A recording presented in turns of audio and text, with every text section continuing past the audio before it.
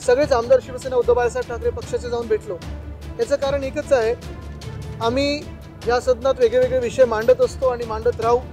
तसेच आमचे खासदार देखील त्यांच्या संसद भवनात वेगवेगळे विषय मांडत असतात. या देशभरात आपण आपल्या माध्यमातून म्हणजे मीडियाच्या माध्यमातून अनेक विषयांवर चर्चा करत असतो, वेगळ्या वेगळ्या भूमिका मांडतो, मतभिन्नता असू शकते, विचार वेगवेगळे असू शकतात. पण कधी ह्या टोकापर्यंत राजकारण पोचलं नव्हतं जे आज कदाचित दुर्दैवाने पोचलेलं आहे.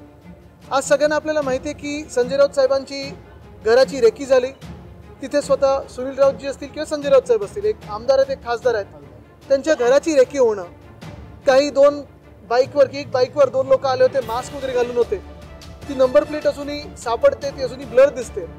आणि तसंच माझ्या माहितीप्रमाणे दिल्लीच्या घराची देखील रेकी झालेली आहे. गेल्या 6-7 महिन्यात ज्या घडामोडी आपल्या राज्यात झाल्या आहेत, क्राईम म्हणजे कायदा सुव्यवस्था, जी परिस्थिती आपण आपल्या राज्यात पाहत आहोत, कुठेही काही घटना घडू नये म्हणून आज मुख्यमंत्री फडणवीस साहेबांची आम्ही भेट घेतली आणि त्यांना एवढीच विनंती केलेली आहे की लवकरात लवकर हे जे कोणी असतील त्यांचं ट्रॅकिंग व्हावं, पकडावं त्यांना आणि त्यांची चौकशी व्हावी की काय नक्की चालू होतं. मला वाटतं CCTV सोबत काही आपलेच प्रेसचे लोक जे सकाळी राऊत साहेबांच्या घरी असतात त्यांनी देखील या लोकांना पाहिलेलं आहे. हीच आशा आहे की लवकरात लवकर ही लोक पकडली जातील आणि नक्की याच्या मागे काय गौप्य आहे, काय नक्की गोष्टी लपलेल्या आहेत त्या लोकांसमोर याव्यात. तोपर्यंत आणि पुढे देखील राऊत साहेबांच्या संरक्षणात ठराविक वाढ व्हावी, घराचा तिथे बंदोबस्त व्हावा, ही विनंती आम्ही मुख्यमंत्री महोदयांकडे केली. बघा काय असतं की सुरक्षा देणं घेणं काढणं हे सगळे काही वेळा राजकीय निर्णय पण होत असतात.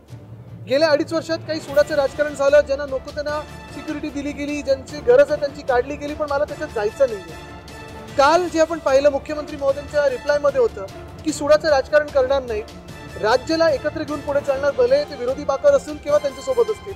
आणि आज देखील त्यांनी जे बीडवर उत्तर दिलेलं आहे की कुठेही कायदा सुव्यवस्था मोडलेलं त्यांना चालणार नाही, याची सुरुवात मला इथपासून होते. आणि मला वाटतं मी त्यांचं आता जी त्यांना विनंती केलेली आहे की राऊत साहेब कुठच्याही बाजूचे असतील, कुठच्याही विचारधारेचे असतील, कुठचीही मतं मांडत असतील, पण ज्याला गरज आहे त्याला सुरक्षा देणं गरजेचं बिलकुल नाही. आपल्याला माहिती आहे की आम्ही जाऊन एवढीच विनंती केली होती की संजय राऊत साहेबांच्या जीवाला जो धोका आता वाटत आहे त्याच्यावर कुठेतरी उपाययोजना व्हाव्या. विरोधी पक्ष नेत्याचा निर्णय जो आहे तो आमच्या पक्षाच्या अंतर्गत आहे, तो आम्ही सगळे आमदार म्हणून घेणार आहोत. फडणवीस साहेब जे तुम्ही आता भेटी मोजत चाललेले आहेत, मुख्यमंत्री आहेत, पुढच्या 5 वर्षात अनेकदा भेटी होतील अशी आशा आहे. बघा हे सगळे विषय नंतरचे आहेत. आत्ता आम्ही विरोधी पक्ष म्हणून जे विषय घेतलेले आहेत ते आपल्या समोर आहेत. आज देखील पुरवणी मागण्यात अनेक विषय घेतलेले आहेत, गेले 3-4 दिवस आम्ही विषय घेतात, उद्या देखील आहे. हे नातं जे विरोधी पक्षाचं आणि सत्ताधारी पक्षाचं आहे हे असायलाच पाहिजे, बोलणी झालीच पाहिजेत.